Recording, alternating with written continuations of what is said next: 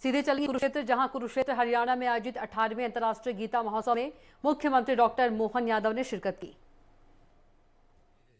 हमारे संतों के ऊपर आ रही है, इस देश की सनातन परंपरा के ऊपर आ रही है, तो हमको केवल गीता का ज्ञान आत्मसात तो अपने जीवन के कल्याण के लिए करना है, लेकिन इस राष्ट्र के कल्याण के लिए भी हमको कुछ चिंतन करना है कि हमारे इस देश की सनातन परंपरा पर जब कभी आंच आती है तो यहाँ कोई जाति पाति पंथ संपदा नहीं, कोई पार्टी नहीं, कोई दल नहीं, हमको सबको एकजुट होकर के और इस सनातन परंपरा को सुरक्षित रखने में सर्वस्व निछावर करके सीने पे गोली खाने के लिए और आगे बढ़ने के लिए तैयार रहो। जैसे बांग्लादेश आतंकी की स्थिति में आकर के हमारे संतों के साथ भी उनने कार्य शुरू कर दिया है और भी कई काम ऐसे चालू हो गए, मंदिरों के तरफ भी उसने अपना कदम बढ़ा दिया है।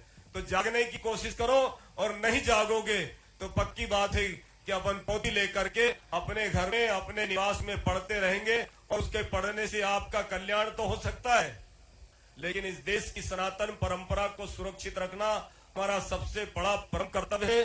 पूज्य स्वामी ज्ञानानंद जी महाराज ने ये जो संकल्प लिया है कि अंतर्राष्ट्रीय गीता ज्ञान महोत्सव का आयोजन हो और देश से, कुरुक्षेत्र से लेकर के पूरे विश्व में इसकी गूंज मिले, सबको इसका यश मिले, कीर्ति मिले, मान मिले, सम्मान मिले, इसलिए उन्होंने इस आयोजन को किया है। ये गीता आपको मालूम है कि उज्जैन से माननीय मोहन यादव जी यहाँ उपस्थित हैं, मध्य प्रदेश के मुख्यमंत्री हैं, लेकिन उज्जैन के ही है, मैं भी उज्जैन का हूँ। भगवान श्री कृष्ण जी 64 दिन तक उज्जैन पहुंचे थे। 64 दिन में उन्होंने एक एक दिन में एक एक कला प्राप्त करके 64 कलावान बने थे। ऐसी स्थिति में भगवान श्री कृष्ण जी से भी हम अपने जीवन को आत्मसात करें। वो 64 दिन के उन्होंने 64 दिन में 64 कला लेकर के और पूरे विश्व के मानव समाज का कल्याण किया था। आप भी 64 दिन में कुछ करके दिखाने की कोशिश करो और जागने की कोशिश करो। गीता की सबको ढेर सारी शुभकामनाएं, संतों के श्री चरणों में प्रणाम।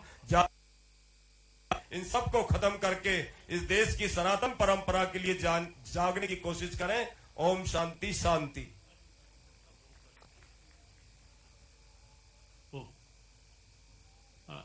हिंदू धर्माचार्य सभा के संयोजक हमारे परम आदरणीय श्री स्वामी परमात्मानंद जी महाराज संदेश और एक प्रस्ताव की दृष्टि से।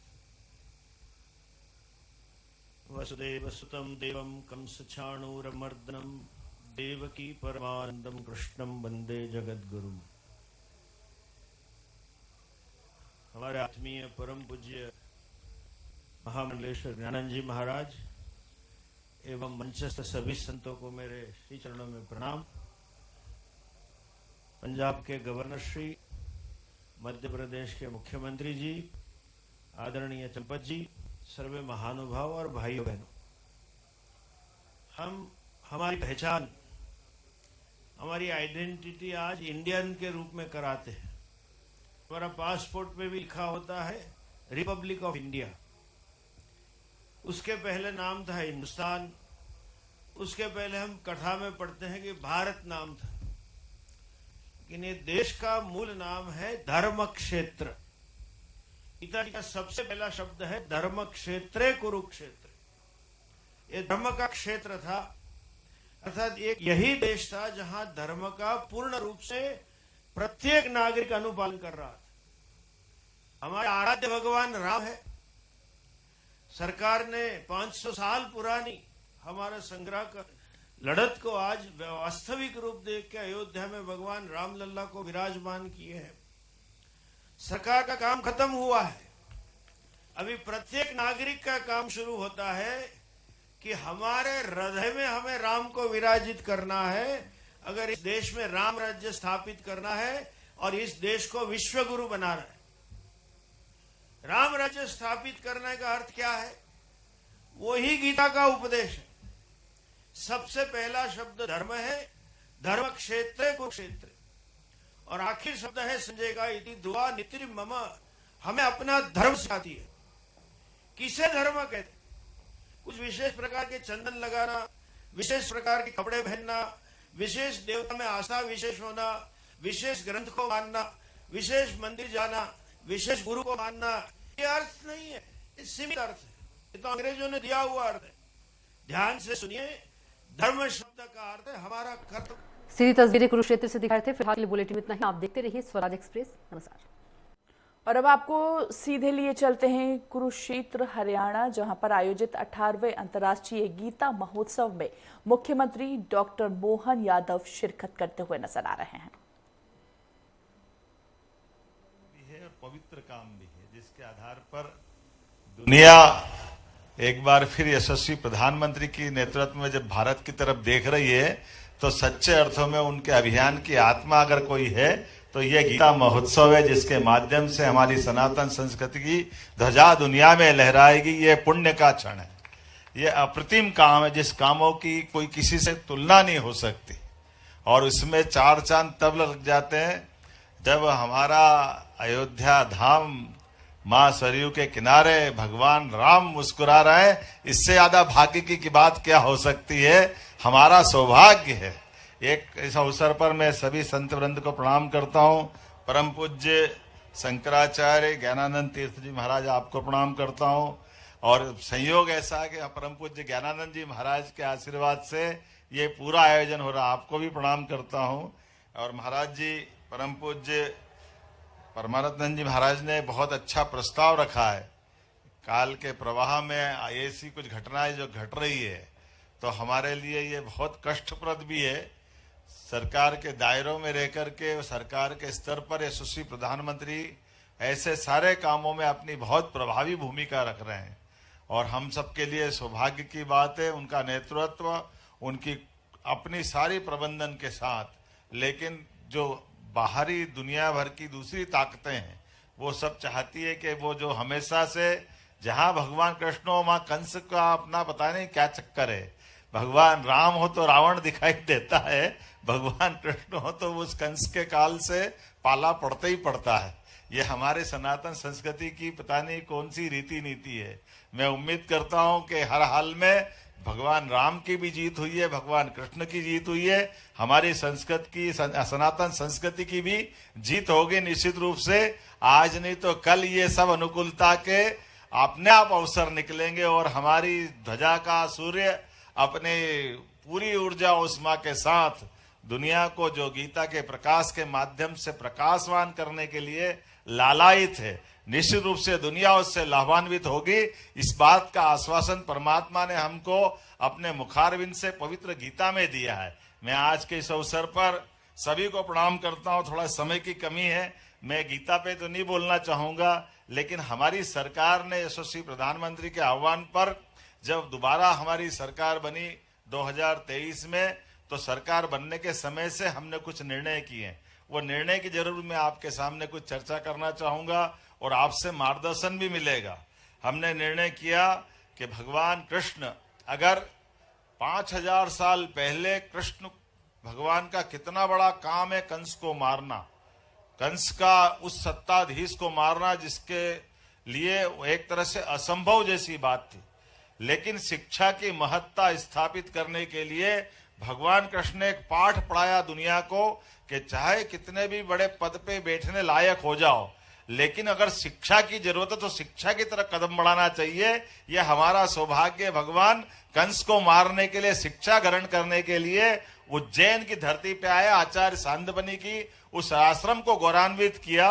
और हमारे लिए और आनंद की बात है, किसी भी शिष्य की पहचान अगर होती है तो शिष्य की पहचान उसके गुरु से होती है, और गुरु से होती है अर्थात उसकी शिक्षा से होती है। हमारा सौभाग्य है ये पवित्र गीता आचार्य सांदीपनि को हमारे सामने उत्पन्न करती है कि हमारी गुरुकुल परंपरा कितनी पवित्र है, हमारी शिक्षा की व्यवस्था कितनी उन्नत है। एक ऐसे कोलाहल भरे भीषणतम युद्ध में जहां लोगों के उस शंखों के नाद से, वाद्य यंत्रों के हुंकार भरने से जिस प्रकार से धरती कंपायमान हो रही है, ऐसी कंपायमान होने वाली धरती पर भी शिक्षा याद रहे, ये वो सांस्कृतिक रूप से शिक्षा का गौरव का क्षण था जब पवित्र गीता उनके मुख से अवतरित होती है और वो एक एक करके अपने 18 अध्याय में जिस प्रकार से अपनी बात करते हैं, वो सारी शंकाओं को निर्मूल करते हैं। मैं दोबारा उस पर नहीं दोहराना चाहूंगा, लेकिन हमने कहा कि जब भगवान का वो इतना विराट व्यक्तित्व है और इतना पवित्र ग्रंथ है जिसको दुनिया अपने अलग प्रकार से जितने प्रकार से पवित्र गीता के बारे में महाराज जी ने बहुत सुंदर संग्रहालय बनवाया, मैं देख के आया हूं।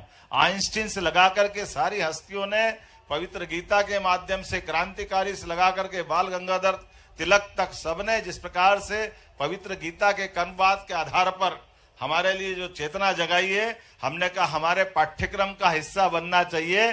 तो हमारी 2020 की शिक्षा नीति के आधार पर जो यशस्वी प्रधानमंत्री का पुनः वंदन करता हूं, अभिनंदन करता हूं, जिनने हमको मौका दिया। हमने पवित्र गीता को हमारे पाठ्यक्रम का हिस्सा मध्य प्रदेश सरकार की ओर से बना करके ये हमने कोशिश की है कि भगवान कृष्ण की उस शिक्षा की अनुपम देन को हमारी भावी पीढ़ी के सामने लाना चाहिए। उसी प्रकार से हमने कोशिश की कि सभी नगरीय निकाय, नगर निगम, नगर पालिका, महानगर पालिका, राजधानी, हर स्थान पर गीता भवन बनाए जाएंगे और उसके लिए धनराशि का आवंटन भी कर दिया। 3 साल के अंदर हमारे ये सभी गीता भवन बनकर के सरकार की तरफ से तैयार हो जाएंगे। और ये मैं इसको इस रूप में भी लेता हूं, नगर में टाउन हॉल तो बनना ही चाहिए, लेकिन टाउन हॉल हमारी संस्कृति से जुड़ जाए तो क्या अच्छी बात है। हमारे लिए ये सौभाग्य की बात है जब कई सारे लोग कहते हैं आप धर्म की बात क्यों करते हो, तो हमने कहा क्या धर्म की नहीं करे तो अधर्म की करे क्या। हमको समझ में नहीं आया अधर्म की बात क्यों करवा रहे हो, हमको धर्म की बात करने में क्या संकोच है। परम पूज्य जी चंपत राय जी हम मौजूद है, मैं आपको भी प्रणाम करता हूँ भाई साहब। हमारे बीच में माफी चाहता हूँ, हमारे सुरेश के चौहान जी भी बैठे हैं, वो अपने सुदर्शन चैनल के माध्यम से ये धर्म ध्वजा लहरा रहे हैं। लेकिन मुझे कुछ और बात बताना है। हमने कहा कि भगवान कृष्ण ने मथुरा से कदम बढ़ाए, उज्जैन आए, बीच में राजस्थान के मुख्यमंत्री से भी बात हुई। हमने श्री कृष्ण पाथेय करके एक योजना हमने अपनी सरकार में बनाई है कि भगवान कृष्ण ने जहां जहां लीलाएं की है, ऐसे प्रत्येक स्थान को मध्य प्रदेश सरकार की ओर से हम तीर्थ बनाने जा रहे हैं, जिसके आधार पर सभी स्थानों को हम इसमें तीर्थ के रूप में जोड़ेंगे। जैसे उनके स्थान भी कितने अद्भुत है। आचार्य सांदीपनि के आश्रम से जहां वो शिक्षा ग्रहण करते हैं, 64 कला, 14 विद्या, आज भी पाठ्यक्रम में वो सब आ जाए तो हमारा पाठ्यक्रम कहां से कहां चला जाए। लेकिन हमने प्रयास किया सरकार के माध्यम से सांदीपनि आश्रम में चित्रों के माध्यम से आने वाले लोगों को भगवान की उन लीलाओं से परिचित कराने का प्रयास किया। कृष्णायन करके एक संग्रहालय हमने भी बनवाया महाराज जी, जिसमें भगवान कृष्ण की उन सारी बातों को समाहित करने का प्रयास किया है। दूसरा हमने कहा कि जन्माष्टमी का जब पर्व आया तो जन्माष्टमी हमने कहा छुट्टी क्यों होना चाहिए, छुट्टी तो होना ही चाहिए, लेकिन स्कूल कॉलेज के ताले खुलवा करके भगवान कृष्ण की लीलाएं एक विद्वान व्यक्तित्व का लाभ बुला करके हमने उस पर भी सबको जागृति का प्रयास प्रारंभ किया। इस बार जन्माष्टमी बहुत धूमधाम से मनाई गई है पूरे मध्य प्रदेश सरकार की ओर से। हमने कहा भगवान कृष्ण के जीवन के विविध पक्ष, जैसे मैंने शिक्षा का बताया, ऐसे कई पक्ष सबके बीच में आना चाहिए। इसके अलावा हमने एक निर्णय और किया जो गोवर्धन पूजा का महाराज जी ने कर दिया है। अब तो ये गोवर्धन हमारे बीच में भगवान ने गोवर्धन पूजा के माध्यम से इस प्रकृति प्रेम का एक अपना विलक्षण मार्ग बताया है। इंद्र के केवल चाहने से वर्षा नहीं होती है, इंद्र के चाहने से इंद्र अपनी मन में भाव कुछ भी बनाए, लेकिन इस पर्वत, नदी, पहाड़ के साथ हमारी वनस्पतियां नहीं हो, वन संपदा नहीं हो तो कहां वर्षा हो सकती। इस यथार्थ को भगवान ने, कृष्ण ने सबके बीच स्थापित किया। तो हमने कहा कि ऐसी प्रकृति की लीलाओं में गौमाता का भी स्थान है और वन संपदा का भी स्थान है। इसलिए पूरे प्रदेश के अंदर गोवर्धन पूजा का आयोजन किया और मुझे इस बात की प्रसन्नता है कि हमारे साथ साथ हमारे विरोधी दल के लोग भी शामिल हुए और गोवर्धन पूजा का आनंद लिया है। हमने कहा गोवर्धन पूजा तो सच्चे अर्थों में दीपावली यही मनना चाहिए। हमने अपने प्रदेश की सभी गौशाला और ये जितने कांजी हाउस, पिंजरा पोल, ये शब्द का विलोपन कर दिया। ये उस समय की बात थी जब घर घर पशु पालते थे, कहीं आवारा निकल जाते थे, लेकिन आज के स्थिति में कहीं हमारी गौ माताएं अपाहिज है, बूढ़ी है, लावारिस है, या यातायात और बाकी महानगरों में लोग छोड़ देते हैं। तो हमने कहा कि हमारी जितनी नगर निगम है, बड़ी बड़ी नगर पालिका है, सरकार अपने स्तर पे गौशाला चलाएगी और समाज भी चलाएगा, तो गौशाला का अनुदान भी डबल कर दिया। पहले 20 रुपया प्रति गौमाता देते थे, अब 40 रुपया प्रति गौमाता हमारी तरफ से प्रारंभ किया है पूरे प्रदेश के अंदर। इतना ही नहीं, हमने कहा कि ये जो कृषि की आय बढ़ाने के लिए दूध उत्पादन शुरू से किसानों की आय होती थी, इसलिए दूध उत्पादन के लिए भी जो 10 से ज्यादा गाय माता पालेगा उसको भी अनुदान हमारी सरकार के द्वारा दिया जाएगा। अर्थात घर घर हमने गोकुल बनाने की बात कही है कि गाय का कुल जहां है वो गोकुल, और कौन सा गोकुल। तो ये घर घर गोकुल होना चाहिए कि नहीं होना चाहिए, इसलिए घर घर गोकुल बनाते हुए और जो गाय पाले वो सब गोपाल, दूसरे और कौन गोपाल। तो हमारे बीच में धर्म की मर्यादा के आधार पर हमने कोशिश की है कि इस प्रकार से गोवंश के साथ साथ दूध उत्पादन की क्षमता भी मध्य प्रदेश सरकार की बढ़े। अभी दूध का उत्पादन में पूरे देश में 9% का हमारा योगदान है,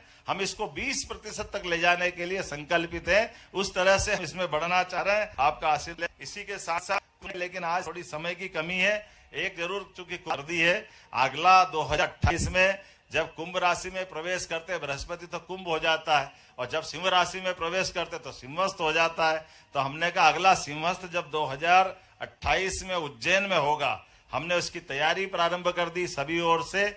और हमने कहा कि अभी तक अस्थायी कैंप लगते थे, तो यह अस्थायी कैंप को हटा करके स्थायी रूप से आश्रम, अखाड़े, महामंडलेश्वरों को जगह देने का काम हम उज्जैन में कर रहे हैं। पूरा एक विस्तारित योजना बनाई गई है। आप सबके माध्यम से आप मैं निमंत्रण देना चाहूंगा, उज्जैन में अब आने वाले समय में हम वो प्रबंधन कर रहे हैं ताकि हमारी ये हरिद्वार के तर्ज पर उज्जैन का भी वो तीर्थ बने, जहां स्थायी रूप से 12 साल में बात क्यों अवसर आना चाहिए, पूरे साल कभी भी आओ, कभी भी जाओ, पूरे साल कुंभ मनाओ, पूरे साल सिंहस्थ का आनंद लो।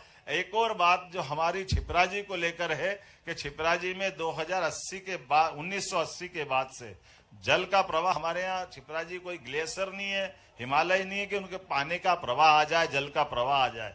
तो इसलिए पहले गंभीर से जल देकर के स्नान कराया था, अभी नर्मदा जी से कराया है, लेकिन इस बार प्रबंधन कर रहे कि वर्षा जल को ही संग्रहित करके उसको हम इकट्ठा रखेंगे और पूरे साल छिपराजी के जल से स्मस्त कराएंगे, पूरे साल त्योहार मनाएंगे। क्योंकि स्नान करने के लिए, पवित्र छिपराजी के लिए सारे समाज और सारे लोगों की मन की अभिलाषा होती है। कोशिश कर रहे बूंद बूंद जल का संरक्षण भी हो और सदुपयोग भी हो और हमारी पवित्र भावनाओं का किसी प्रकार से आहत न हो। एक बार फिर मैं पूरे आयोजन के प्रति अपनी मंगल कामना देता हूं, शुभकामना देता हूं और उम्मीद करता हूं कि अगले साल, मुझे मालूम पड़ा कि इस सम्मेलन के साथ आप कोई स्टेट को पार्टनर भी बनाते हैं, तो मैं अभी से निवेदन करता हूं कि मेरा नंबर जरूर लगाना। मध्य प्रदेश सरकार की ओर से एक पार्टनर स्टेट के नाते से आपका हिस्सा बनेंगे, ताकि ये इसी प्रकार के आयोजन में हमको भी आनंद आए। एक जानकारी और देना चाहूंगा, 11 तारीख को जो गीता जयंती है, मध्य प्रदेश सरकार के द्वारा उज्जैन और भोपाल में एक साथ 5000 से ज्यादा हमारे सभी भगवत भक्तों के माध्यम से, उनके मुखारविंद से गीता का पाठ का वर्ल्ड रिकॉर्ड बनाया जाएगा। तो आपके उस आयोजन में हमको भी जोड़ लेना, लिंक जोड़ करके जब वर्ल्ड रिकॉर्ड बनेगा तो हम सब मिलकर के हम भगवत गीता का पाठ करते दिखाई देंगे। पुनः आप सबका वंदन, अभिनंदन, आपको प्रणाम करता हूं और अनुमति चाहता हूं, चूंकि मुझे शाम को संसदीय दल की बैठक में शामिल होना है। एक बार आपका आशीर्वाद बना रहेगा, सभी संत वृंद का, सभी सज्जनों का, सभी मंचस्थ अतिथियों का बहुत बहुत प्रणाम। बोले गोपाल कृष्ण भगवान की। हाँ मोहन जी, एक मिनट। बहुत बहुत अभी हम माननीय चंपा जी से बात कर रहे थे कि लगता है 2028 का सिंहस्थ कुंभ जो है अपने वर्त